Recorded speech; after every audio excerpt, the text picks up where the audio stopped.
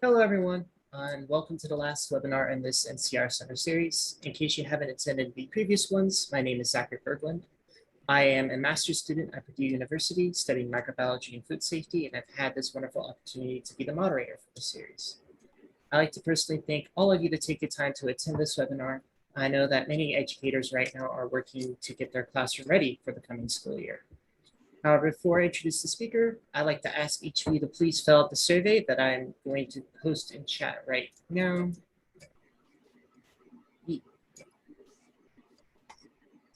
Thank you.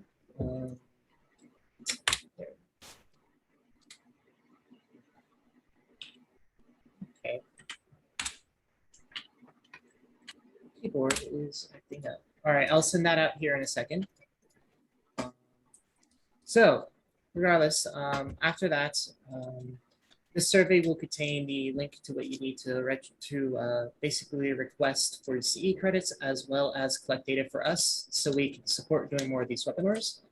There are also some other things I'd like for you to know. This session is being recorded and will be made available to all participants and/or people who registered for this webinar.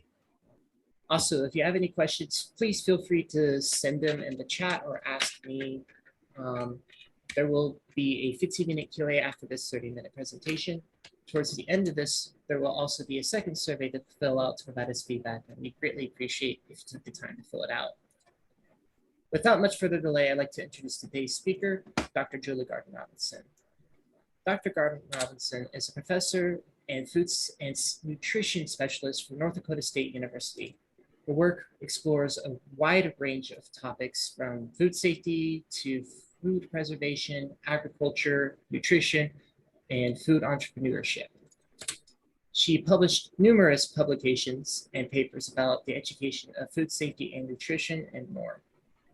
Her extension programs have received many honors from both the North Dakota State University and the North Central Region Center for FSMA Training, Extension, and Outreach. Her career, she started off as a lecturer and worked her way up to her current role serving as an extension specialist and column writer for numerous different blogs and forums. Outside her current position, she serves as a music coordinator for a church and writes a weekly blog at prairiefair.areavoices.com. And she is a music and antique lover and a mother of 3. However, today, Dr. Garden-Robinson will be speaking about the topic of food waste reduction. Thank you very much, Zach, and thanks to all of you for joining me today. As you can see, I'm not in my office at a desk. I decided to explore a different place down the hall. This is the Food Education Lab at North Dakota State University. And I brought with me some food waste from my students' experiences yesterday.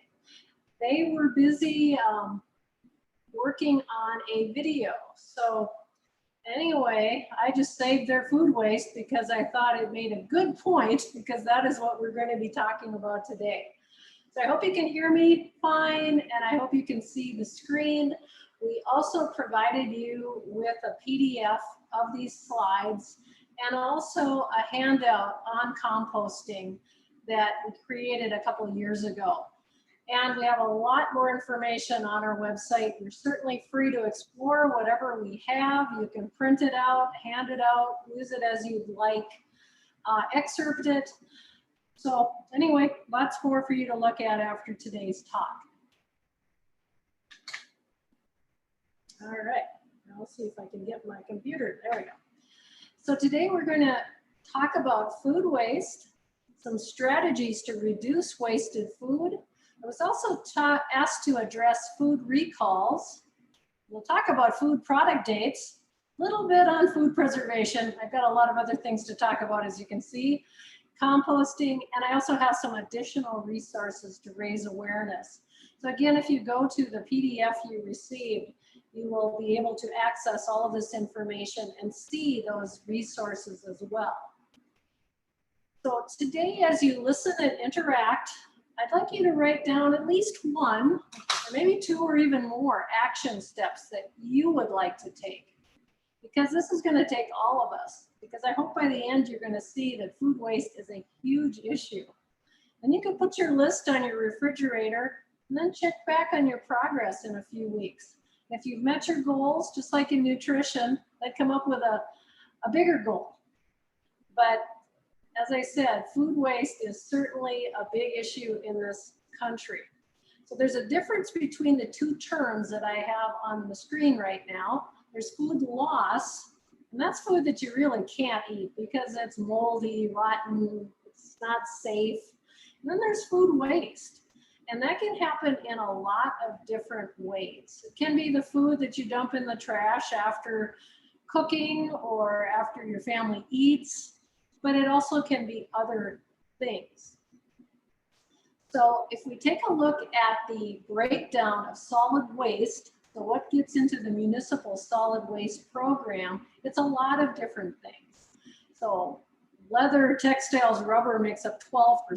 Paper, paperboard 15, yard trimmings 8, metals 9, glass 5, plastics 18. You might think it's all plastic. Wood 8. Food makes up the biggest piece of the puzzle. 21% of the solid waste in municipal solid waste disposal is food. And some of that food is actually would have been edible, but got thrown away because people misinterpreted the date or just forgot they had it in the refrigerator or other places. Big unfortunate statistic here, 40% of food produced in the United States is wasted. So in the chat, which I can't really see right now, so I'll let you look at what you think, how much food does the average consumer throw away each day? So you can go to the chat box and just put in the number of ounces or pounds or whatever you think. I'll give you a few seconds to do that.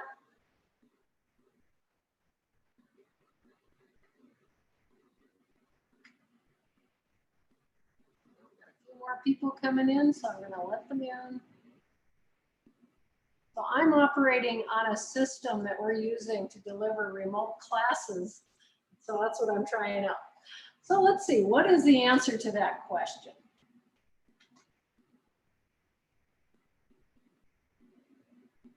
See, shouldn't touch anything.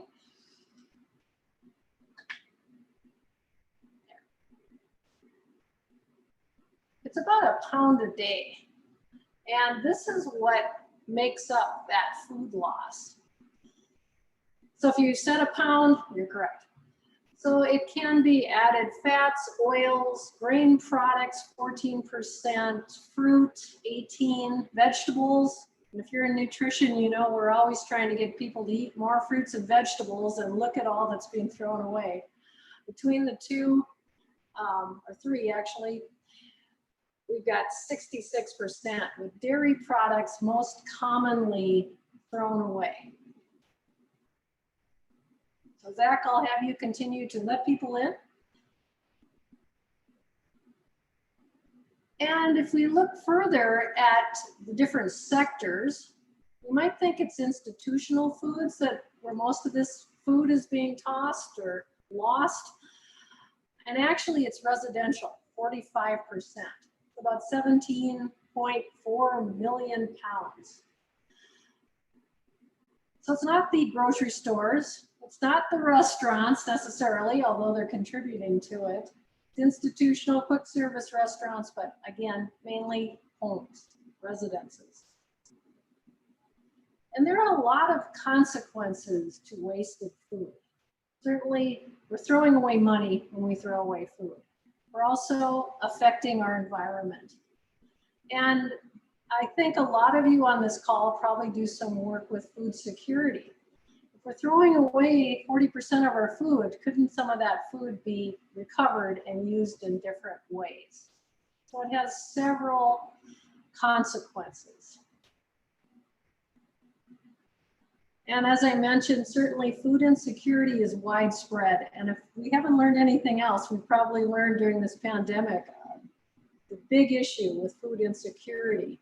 If you watched all those cars driving up to get foods when the parents lost their jobs or people were laid off, about 1 in 7 Americans is food insecure, and that's a big total. So is there anything we as a group, and I would expect a lot of you are within the extension system and have, and other agencies as well, of course.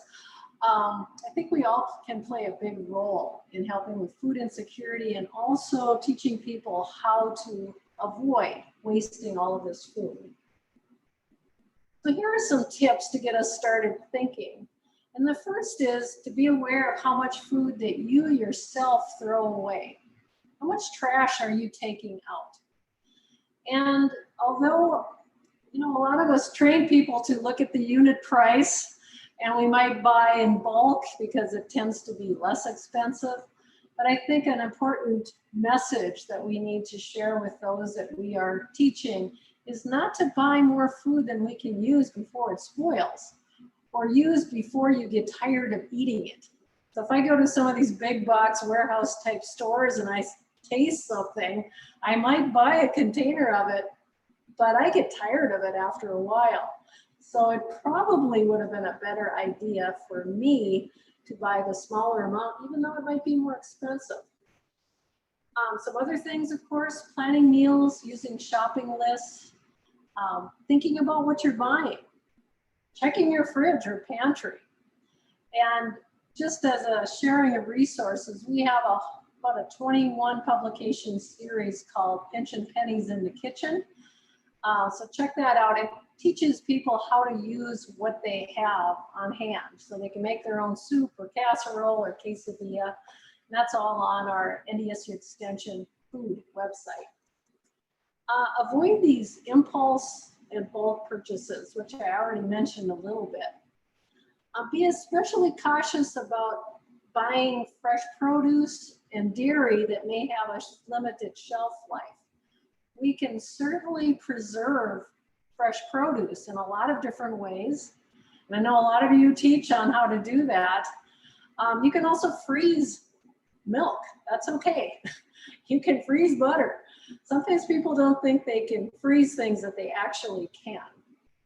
So as a lot of extension agencies do have food freezing guides, we have a very comprehensive food freezing guide. Check that out. I just used it myself today when I was answering a question. So again, be aware of all those promotions in grocery stores because they know it works. If they let you taste something, that is a great marketing strategy. Well, for us too, to get people to try different foods. But remember, these promotions promote purchases of unusual products or bulk amounts of products. So really think through that because that can also contribute to you throwing away food and money. So again, I was asked to talk a little bit about food recalls. And does anyone know what the latest recall is? You can put that in the chat and maybe Zach can tell me what you're putting because I don't want to touch I don't want to touch my screen right now. I can do that. That'd be great. So what is the latest recall? It just popped up as an alert on my computer yesterday. Carrots, E. coli, someone says ground beef. It was a more unusual one. I think it's recent. It was actually McCormick Spices. There was concern with salmonella in the Italian spice. And that came through yesterday. So if you're ever wondering what food is currently recalled, just go to fda.gov and they will have a section that shows what are the current recalls, what are the proposed causes or actual causes. That's a good thing to just check. Or as I did, I got on an alert system so I kind of know because chances are someone will ask me. So there are 3 main classes of recalls. So I'll just go through each of these in case you are not familiar with this. So if it's a class 1 recall, that's for a product that could cause serious injury or death. Those I heard E. coli mentioned. E. coli 0157H7 in anything almost could cause serious injury or death. Class 2 recall is for products that might cause serious injury or maybe a temporary illness. So So that could be, maybe it's mislabeled in some way, or there's a piece of packaging is in the product, something like that. Class 3 is for products that are unlikely to cause injury or illness, but they may violate FDA regulations. So again, this might be a less serious thing. It could be some kind of mislabeling that the FDA wants everyone to know what's in the product. So keep these tips in mind, that products that are recalled due to an undeclared allergen may be a risk for anyone in your household with an allergy. And if a recalled product has never been served, throw it away or return it for a refund. If possible, I would go get my money back. But if you live far from a store and you don't mind tossing it, or composting it, if that's a possibility, that would be an option as well. The extreme heat in composting will probably take care of the issue, but discarding it where humans aren't going to eat it, animals aren't going to eat it, is a good thing. If the product has been served, wash any surfaces with soap and water, including plates, pots, pans, utensils, counters, where that product may have had contact. So you don't want to eat the product that has been recalled, just as a good general safety principle. So what, by definition, is a recall? It means that a food producer or a government agency takes a product off the market because there's reason to believe that it may cause consumers to become ill. This could be a serious liability for the company. They don't want you to get sick after eating your product. There are also legal issues, of course, with making consumers sick.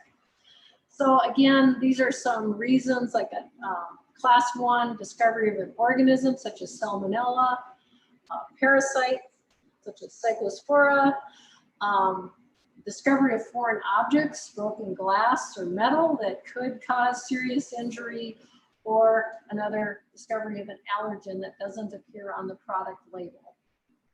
So many of us do not have allergies, but there may be people who come to your house who do. So those products need to be correctly labeled, truthfully labeled. What about recalled food? These can actually contaminate your kitchen, especially if there's bacteria present, parasites present. Again, clean off all your counters, your refrigerator drawers. If you bought spinach, for example, that was contaminated with E. coli, wash them with hot soapy water. This came from FDA. I would also add the sanitizing step in the next one. So it's sanitizing solutions such as 1 tablespoon of unscented liquid chlorine bleach per gallon of lukewarm water, typically. So a dilute bleach solution. And we want to let these air dry so that the organisms are killed. So again, it's not only the food, it's what that food may have touched. So be very cautious about it. Treat it like it could hurt you or your family. Well, of anything that I get asked about, I guess through the years, and I have about a 25-year extension experience, dates on packages is probably my biggest question. And sometimes I feel like people are just asking me for permission to throw things away. Sometimes when they ask me questions about eggs, it can be just a misinterpretation, and those eggs are fine. As an example, a couple years ago, I was called by a mom who was making cookies with her child, which is a great activity. And the egg, or the date on the egg carton, was the day that we were talking. And she was wondering if she could still use those. Well, as you'll see in the next slides, egg carton dates are typically sell-by dates, and 3 to 5 weeks beyond the sell-by date is actually okay. Eggs are going to be okay actually a long time. Or they might ask me, well, if I take these eggs and I hard cook them, then can I keep them even longer? No, that actually shortens the shelf life. So We have a guide on our website called the Food Storage Guide. That's a good one. There are a lot of really nice apps that you can download that can help you guide you as well. So there is a lot of misinterpretation, as a lot of you probably realize. It takes a bit of common sense when we're deciding if something's safe to eat. Sometimes the date doesn't mean anything if someone has left it out on their counter for a long period of time. But this is interesting. I pulled this quote online. Food industry experts in the US say that not a single food safety outbreak has been traced to eating past date food. So don't throw all the food away right away. Use your common sense. In some cases, probably many cases, that food is still okay. And if you work with food pantries, you'll have to see what their policies are. But a lot of times the cereals that have a past date are actually okay. So I think the website is stilltasty.com. You might check that one out. But there are some good apps that can help guide you. Some things to remember. A lot of people think that the date labels are mandatory, and actually they're voluntary. They're not required. And most are not expiration dates, even though we might hear that. I hear that on TV all the time when you have people talking about dates on packages and calling them expiration dates. There actually are only a couple of items that have genuine expiration dates. Those would be baby foods, baby formulas. Those I would not use past the date because there can be nutritional changes. There could even be safety changes. Sometimes yeast will have an expiration date because it won't be very active after that date. So dates are all about freshness, quality, and companies want to convey when you're going to get the best eating experience. You're going to have the peak flavor, color, texture. That's what quality is when you eat that food. So they're freshness dates, and there is a move now. It's getting comments to have all dates be these quality dates, best if used by dates, instead of all the different ways that they're conveying date information. So as you're working with consumers, you know, there's a bit of common sense that we have to use. And we don't need to throw things away necessarily. So again, here are the current definitions. Best before, best by means it's at its best flavor and quality. It's still safe if you eat it several days beyond that. Some products might have a use by date. And even with those products, which you might interpret as being expiration dates, you actually might have a 1 week grace period to consume the food, especially if you've kept that food cold. So if it's yogurt or milk, you actually would have some days beyond that. Here's where you can use your senses. Sniff it. And I know that's an old-fashioned way of checking it, but even FDA says use your sniffer and see if it has a bad smell. Certainly as we grow older, maybe our olfactory abilities aren't as good as they used to be. So for older adults, you know, you might have a younger child come in and check it out, you know, one of your own kids, or they might do a discard date on that package. Sell by, that is a store date. It's typically on dairy, eggs, meat. That's the store date. And as I think I mentioned, in most cases, eggs that have been kept cold can be used 5 weeks after that carton date. And in other countries, eggs are not refrigerated, but in our country, we do recommend keeping eggs. The usual recommendation is below 45 degrees Fahrenheit. All right, so next I'm going to move right along into some strategies to reduce or reuse wasted food. And we're going to talk about composting. This was one of the handouts that I provided. We also created a bingo game based on composting. So if you want to reach directly out to me, I'd be happy to share that with you because I think people are a little bit afraid of it. I just did a talk in Minnesota last week, and we were talking about Well, I was talking about herbs when we got into the topic of composting. And the lady who was asking the question said that nothing was happening in her compost bin. She kept on throwing more and more food, like my lettuce and peppercorns and all these sorts of things I have. Well, there's something that she was missing. We certainly have the heat. She had the food. You think about what do you think she was missing doing? Think about that. And I'll get to that in a minute. So you can raise your hand with your little icon or click on the hand icon if you have a compost bin. And the second thing, okay, we got a couple that raised their hands. In the chat box, what's another name for compost? It has a slang name as well, used in a lot of places. So you can go to the chat, and if you know another name for compost, you can put it in there. And as you're thinking about a goal, I'm going to encourage you to consider trying out composting. There are even some little home-based compost bins you can keep in your kitchen, now available in lots of places. So I'm not gonna sell any today, but you can order them online or in some retail stores. Mm-hmm. Yeah. Zach, any answers to the name for compost? Not for the name of compost. There's a few suggestions people have. Oh, okay. Oh, well, there's one just came in, black gold. That's right. People sometimes call it black gold because by the time that you're done composting, you are going to get a very rich substance, rich in organic materials that's great for gardens. You can put it in planters and lots of different things. It enriches the soil. It's also great for helping maintain moisture. It can reduce the need for chemical fertilizers. It encourages the production of beneficial bacteria and fungi. It reduces waste. It's a good way for me to use this lettuce. I think I'm going to bring this home and put it in my compost bin in the backyard.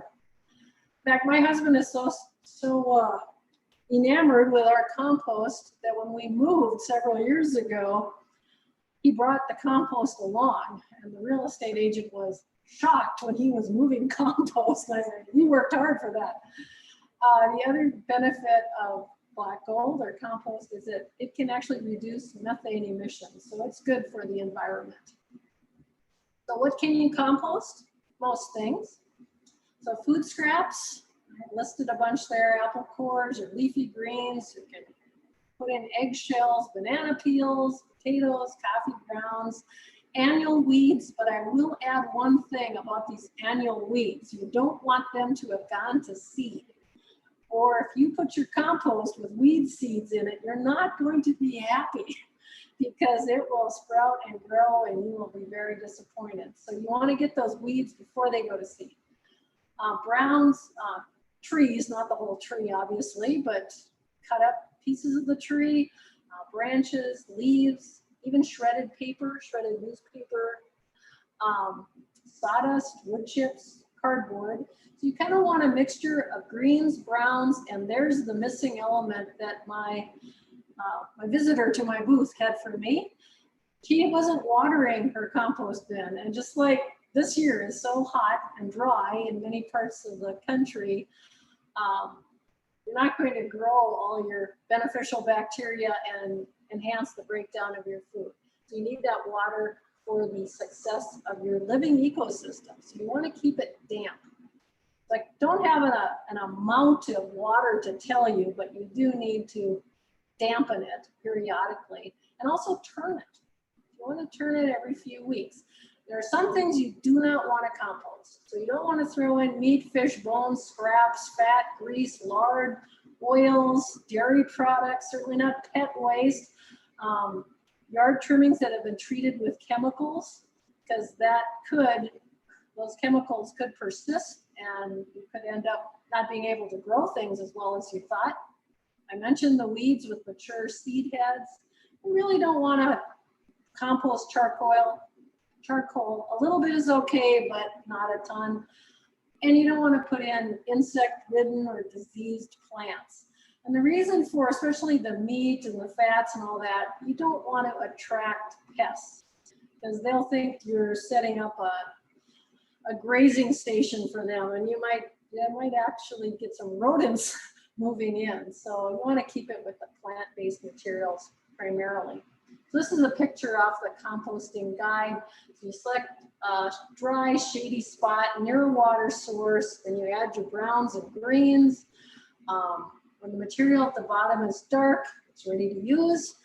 And once it's established, you can keep on feeding it, and of course add water as needed. So these are all important steps. And again, all of this information is on that additional PDF that Zach included. So how long does it take? It could be ready in about 3 months. In our cold climate in the Dakotas, Minnesota, this area, it stops in the winter. You're still going to have some heat in the central area, but if it continues to compost at all, it's going to be very slow. So it all depends on the size of your materials you put in and the size of your pile. So how do you use it?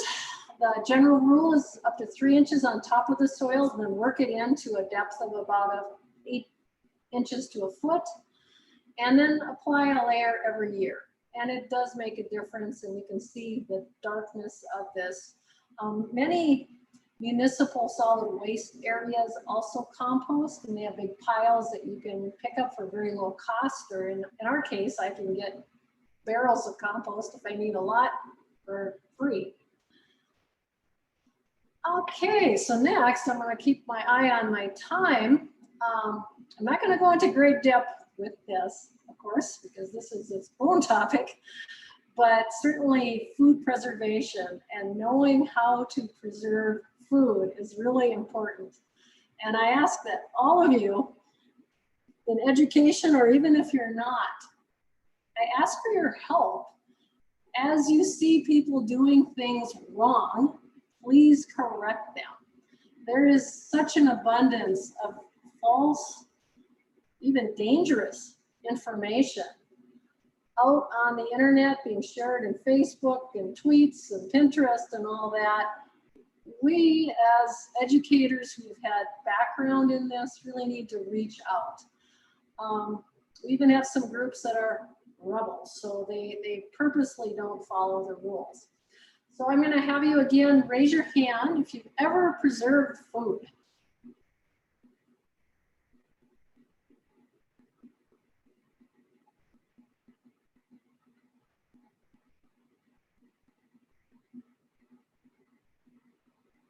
Okay, every hand should be up. Because I would bet that all of you have a refrigerator in your house. That is one of our basic ways of preserving food.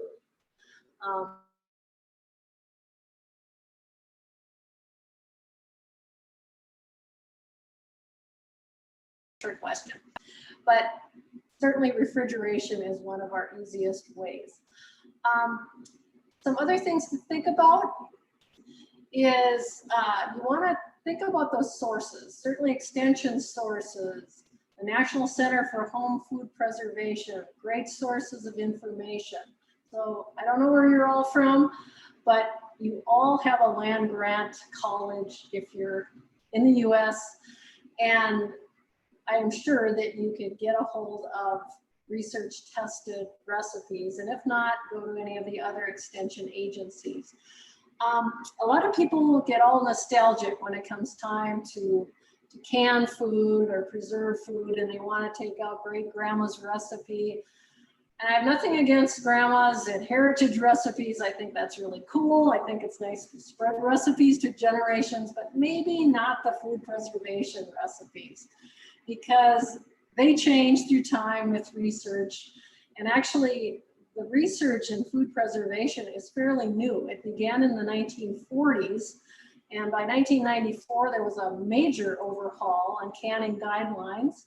So if you have some really old publications, you're going to want to check the more recent ones and see if the guidelines are still the same. So again, in 2006, we also had reviewing and revising, and subsequently, if they find out things in research, we try to get it out to you. But please, if you're out there, help us get the correct information to the public, because some of the things I hear about kind of makes my hair on the back of my neck stand up, because it's pretty scary. Food preservation home food preservation is most closely linked to cases of botulism, which is our most deadly form of foodborne illness. So again, research tested canning recipes, check out USDA Extension, the National Center. Okay, now we're just going to move into some consumer opportunities. So this is a very, very old poster, but I like it because it's kind of a good thing to think about. Food, buy it with thought, cook it with care, serve just enough, save what will keep, eat what would spoil, and remember, homegrown is best. So this came out many, many years ago, and I have a whole collection of old cookbooks. So I have a series that were developed during World War II that I like to look at, because our grandparents, great-grandparents, in some of your cases, great-great-grandparents, really knew how to take care of food. And I found some really good ideas. Some of the recipes are pretty interesting too, but I think we have to think in terms of preserving our food, using it wisely. So some other things, we talked about composting. There's also great ways to donate extra produce. Farmers to families came into being a lot with the pandemic. So donate if you are a gardener. And we have a lot of other resources where we can, gather some things. Some of you might also write newspaper columns or newsletters. However you can get this information out. Maybe you have Facebook pages, Twitter accounts, and so on. But in 2013, that's when they really started thinking about this a lot. They had a campaign called Let's Talk Trash. During the pandemic, 2020, the U.S. Environmental Protection Agency, Food and Drug Administration, and Department of Agriculture renewed their commitment to food waste reduction. So they really want all of us to help, and I think there are some social media posts that you can pick up as well. The goal is to reduce wasted food 50% by 2030. So we're already in 2021, so we've got some work to do. There are other resources, the Academy of Nutrition and Dietetics, National Dairy Council, Feeding America. They've all joined in, and they also have great resources to help us reach out. Because as you know, you have to hear some things many times before you take action or you learn it. There's also the ugly food movement. 1 in 5 fruits and vegetables grown don't fit the beautiful standards of many grocery stores. So the carrots might be crooked, or the cucumbers aren't perfectly straight, the apples aren't the right size, and so they don't sell them. So there's also an imperfect, ugly food movement. So you might even see bins in a local grocery store so you can pick it up. It's safe. It may be like that strawberry that looks a little strange, but it's still same nutritional value. I wouldn't have moldy ones though. I wouldn't eat the moldy stuff, but if it doesn't have the right shape, it's still okay. So I think I'm on time here. So in summary, I just want you to remember that unfortunately, we're wasting about 40% of the food that we produce. And that's about $160 billion. And we talked a little bit about food insecurity. Food waste contributes to environmental deterioration. It takes extra water, resources, and releases greenhouse gases. And if we just follow some of these little tips, maybe we could really make a difference. So as you're setting your goal, and I hope you've done that, consider what your role can be in this issue. Maybe you're going to teach somebody something. Maybe you're going to start composting. And with that, I thank you for being here today, and I'm going to try to figure out how to stop my sharing.